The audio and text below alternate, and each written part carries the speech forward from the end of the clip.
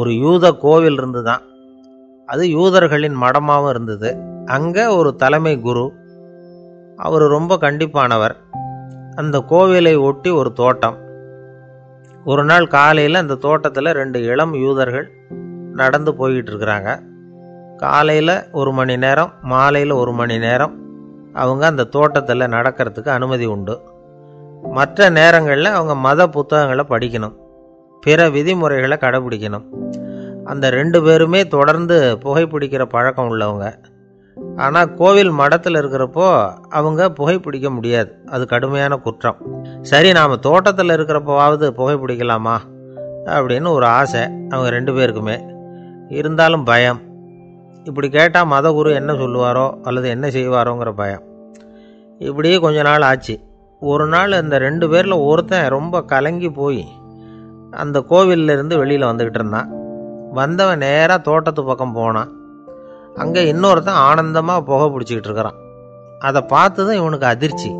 அட கடவுளே, என்ன இது, நீ கேட்காமலே ஆரம்பிச்சிட்டியா அப்படின்னா. இல்லை இல்லை, நான் கேட்டுவிட்டு தான் ஆரம்பிச்சிருக்கேன்னா அவன். அப்படியா, என்ன மனுஷன் இவர், நானும் தான் கேட்டேன், என்னை கண்ணாமுன்னான்னு திட்டிவிட்டார்.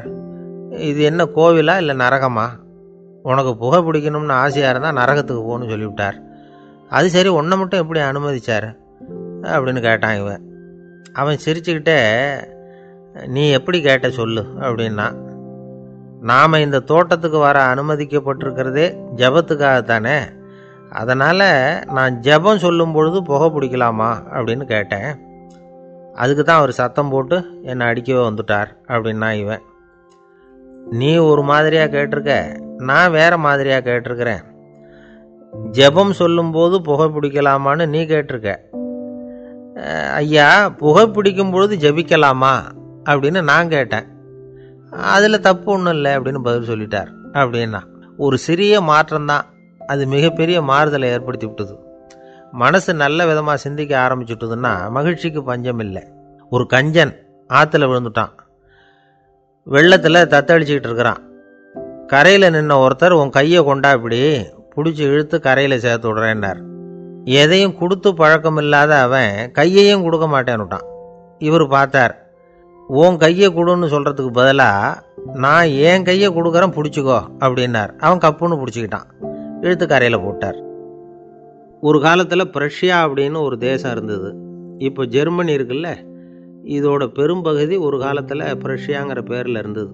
அப்போ அதுக்கு அரசராக இருந்தவர் மகா ஃப்ரெடரிக், அதாவது ஃப்ரெடரிக் தி கிரேட் அப்படின்னு சொல்லுவாங்க. அந்த ராஜாவுக்கு ஒரு சந்தேகம். நாம் பல வகையான வரிகளை விதித்து வசூல் பண்ணுறோம், அப்படி பண்ணி வருமானம் குறைஞ்சிக்கிட்டே போகுதே, இதுக்கு என்ன காரணமாக இருக்கும்? இதுதான் அவருக்கு ஏற்பட்ட சந்தேகம். ஒரு சமயம் அந்த அரசர் தம்முடைய அமைச்சர்களையும் பிரபுக்களையும் தளபதிகளையும் கூப்பிட்டு ஒரு விருந்து வச்சார். விருந்து முடிஞ்சதும் அவங்கள பார்த்து இந்த சந்தேகத்தை கேட்டார்.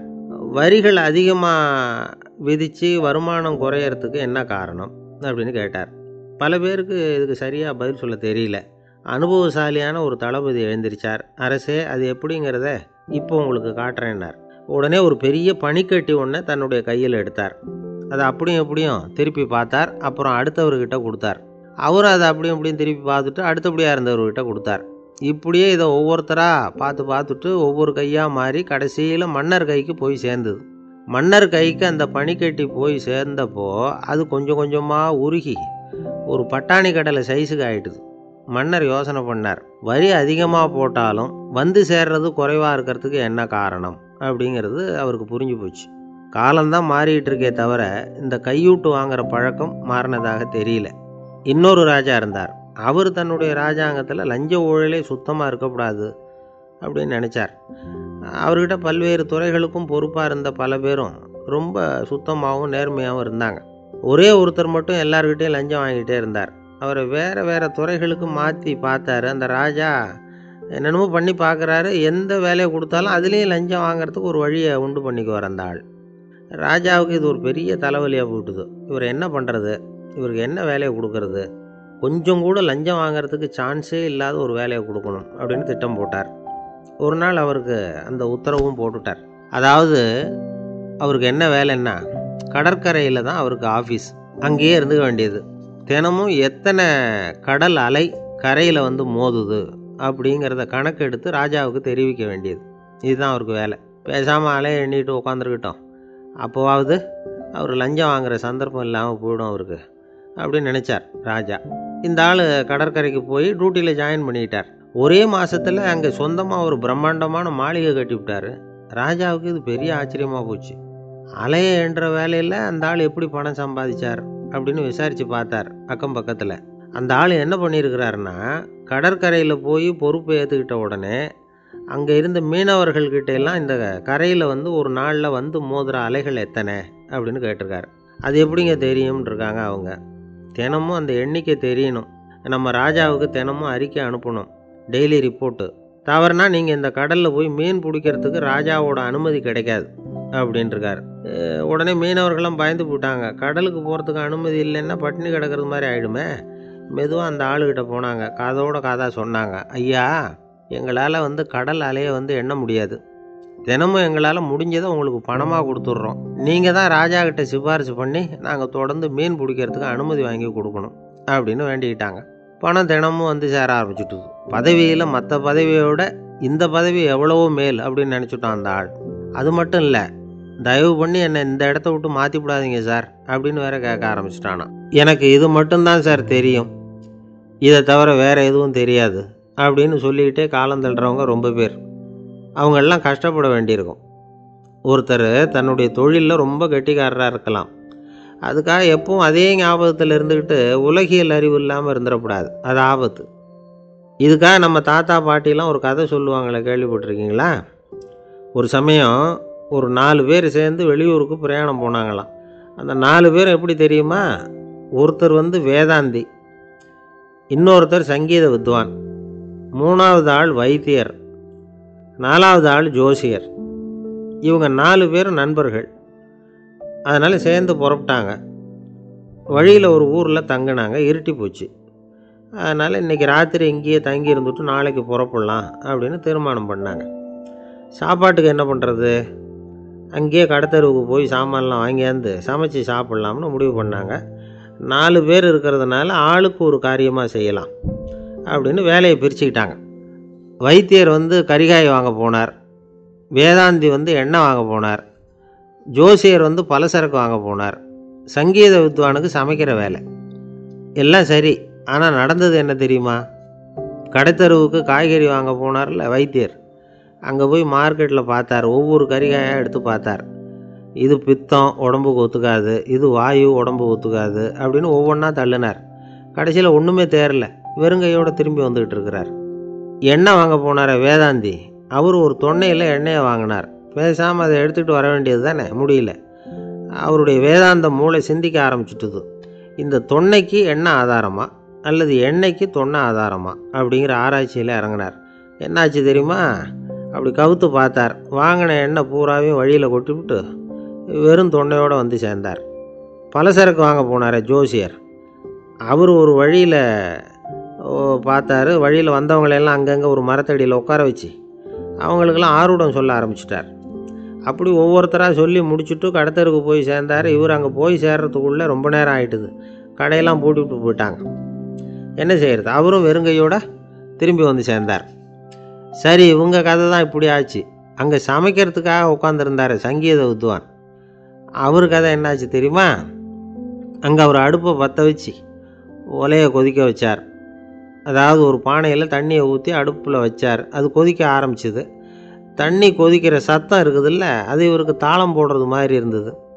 ஒரே குஷி, பாட ஆரம்பிச்சிட்டார். பாடிக்கிட்டே உற்சாகமாக கையில் இருந்த கரண்டியால் அந்த பானையில் தட்டினார், தாளம் போடுறதா நினச்சிக்கிட்டு. அவ்வளவுதான், பானை பட்டுன்னு உடஞ்சி போச்சு. தலையில் கையை வச்சுக்கிட்டு அவரும் உட்காந்துட்டார். எந்த தொழில் தெரிஞ்சாலும் சரி, அதை புத்திசாலித்தனமாக பயன்படுத்த தெரியலன்னா ஆபத்து தான். அதுக்காக தான் இந்த கதை. ஒரு பஸ்ஸு டிரைவர் ரொம்ப கெட்டிக்காரரு. பஸ்ஸை ரொம்ப திறமையாக ஆபத்து இல்லாமல் ஓட்டினதுக்காக பரிசுலாம் வாங்கினவர். அவரே ஒரு படகு ஓட்டுறதுக்காக அழைச்சிட்டு போயிருக்கிறாங்க, மோட்டார் படகு. அதையும் ரொம்ப திறமையாக தான் ஓட்டிகிட்டு போயிருக்கிறாரு. நடுக்கடலில் போனதும் படகு நின்று போச்சு. மோட்டாரில் ஏதோ கோளாறு. என்ன செய்யலாம் அப்படின்னு அந்த டிரைவரை கேட்டிருக்கிறாங்க படகுல இருந்தவங்கெல்லாம். அப்போ அவர் சொன்னாராம், கவலைப்படாதீங்க, ஒன்றும் பிரச்சனை இல்லை, எல்லோரும் கொஞ்சம் கீழே இறங்கி பின்னாடி தள்ளுங்க, மோட்டார் ஸ்டார்ட் ஆகிடும் அப்படின்னாராம். ஒரு ஊரில் ஒரு இளைஞன் இருந்தான். ஒரு நாள் அவன் ஒரு குருவை தேடிக்கிட்டு புறப்பட்டான். ஊரை விட்டு வெளியில் போனான். போகிற வழியில் ஒரு காடு. அந்த காட்டில் ஒரு மரத்தடியில் ஒரு பெரியவர் உட்காந்துருக்கிறார். அமைதியாக மௌனமாக அவர் அமர்ந்திருக்கிறார். இந்த பெரியவரை விசாரிக்கலாம், குருவை தேடி கண்டுபிடிக்கிறதுக்கு இவர் ஏதாவது ஒரு வழி சொல்லி கொடுப்பார் அப்படின்னு நினச்சிக்கிட்டு அவரை நெருங்கினான். ஐயா, எனக்கு ஒரு குரு தேவை, எங்கே கிடைப்பார், அவரை எப்படி அடையாளம் கண்டுபிடிக்கிறது, அதை பற்றி ஏதாவது விவரம் சொன்னீங்கன்னா நான் கண்டுபிடிச்சிக்குவேன் அப்படின்ட்டுருக்கான். பெரியவர் நிமிர்ந்து பார்த்தார். தம்பி, அது ரொம்ப சுலபம். அவர் வயசானவராக இருப்பார், என்னை விட சுமார் 30 வயசு அதிகமாக இருக்கும். அவர் ஒரு மரத்தடியில் தான் உட்காந்துருப்பார் அப்படின்ட்டுருக்கான். சரிங்க பெரியவரே, அது என்ன மாதிரியான மரம், எப்படி இருக்கும் அப்படின்னு கேட்டிருக்கான். பெரியவர் அந்த விவரங்களையும் சொல்லியிருக்கிறாரு. அது மட்டும் இல்லை, சந்திக்கிற நாள், நேரம், வினாடி முதற்கொண்டு எல்லா விவரங்களையும் துல்லியமாக சொன்னாராம். இவ்வளவு விவரங்களை இவரால் எப்படி சொல்ல முடியுது அப்படின்னு இவனுக்கு ஆச்சரியம்.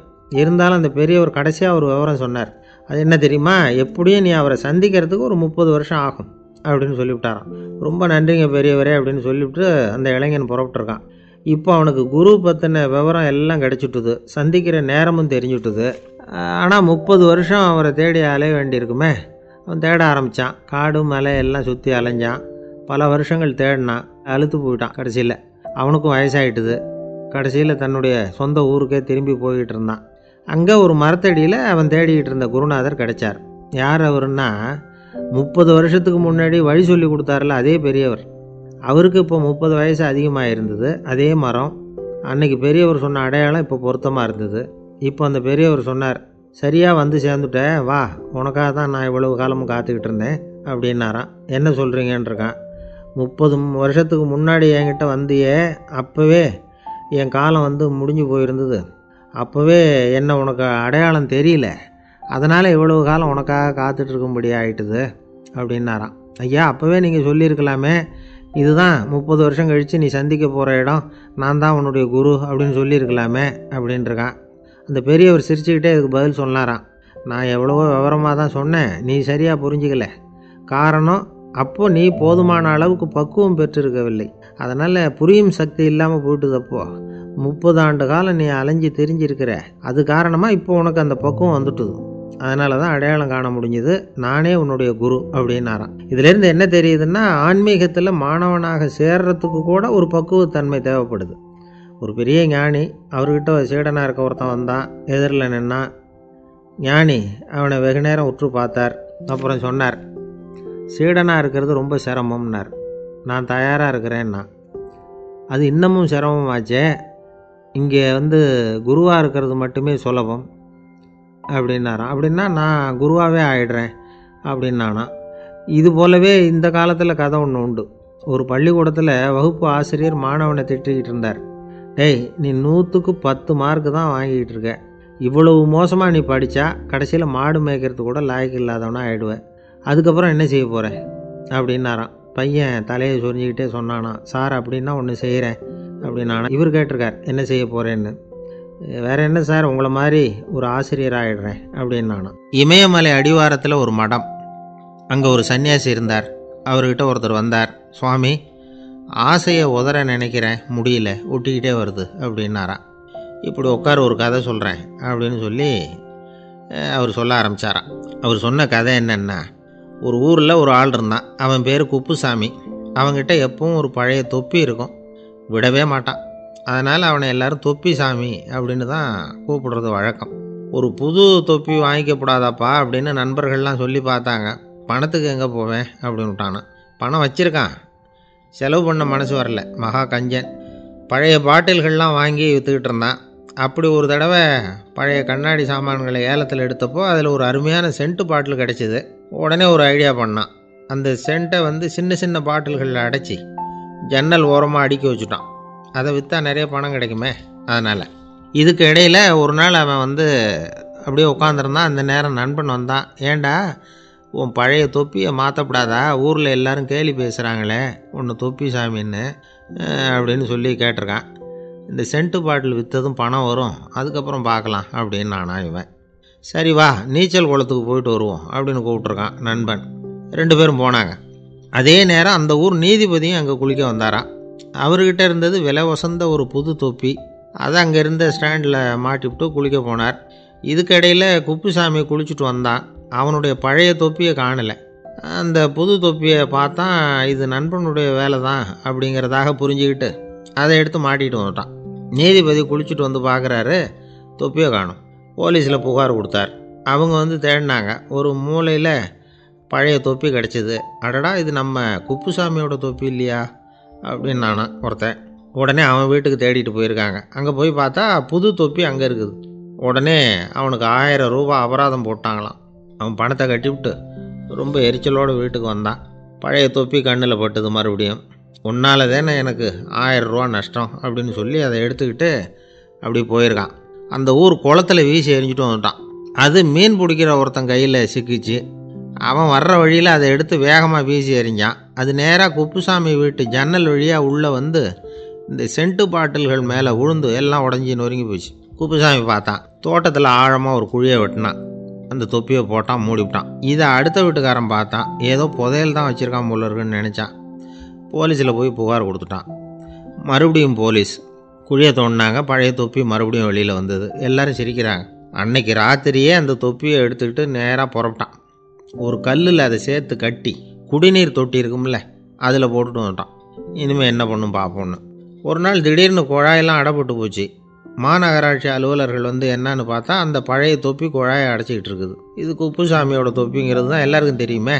உடனே குடிநீரை வந்து பாழாக்கணத்துக்காக குப்புசாமிக்கு கோர்ட்டு 2500 ரூபா அபராதம் போட்டுவிட்டுது. அதையும் கட்டிவிட்டு வெளில வந்தான். கடைசியாக முடிவு பண்ணான். ஒரு நெருப்பு குச்சியை கிழிச்சான். தொப்பியை கொளுத்தினான். எரிஞ்சுது. எடுத்து வெளில எரிஞ்சான்.